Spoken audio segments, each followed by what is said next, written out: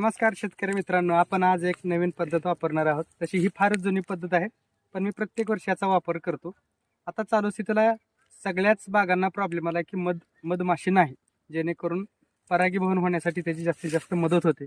पण आपण यावेळेस बागेमध्ये काय करत आहोत तर 5 किलो गूळ आणि 10 लिटर पाणी असं एका पातेल्यामध्ये घेऊन ते शिजवत आहोत आणि हलक्या जाळाने ह्याला शिजवायचं आहे, जेणेकरून त्याची वाफ जी पाणी उकळल्यानंतर चालेल ती उशीरपर्यंत बागेमध्ये चालली पाहिजेत.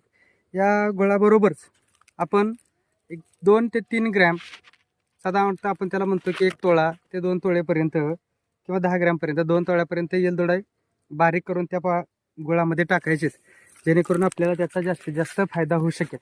आपण बघू शकता अशा प्रकारे या ठिकाणी मादी कळी उमलण्यास सुरुवात झाली आहे आणि या मादी कळीसाठी आता एकही माशी झाडावरती कुठं दिसत नाही. परंतु आपल्याला आता हा गुळ शिजवल्यानंतर तोच गुळ आपण नंतर ताक आणि ते शिजवलेलं गुळाचं पाणी आणि वेलदोडेची पावडर मिक्स करून याला उद्या आपण स्प्रे घेणार आहोत, जेणेकरून तुम्हाला मी पुढच्या व्हिडिओमध्ये सांगेन किंवा दाखवेन की प्रत्यक्षात माशीचं प्रमाण किती वाढेल आणि परागी होण्यासाठी आपल्याला कशी मदत होईल. धन्यवाद.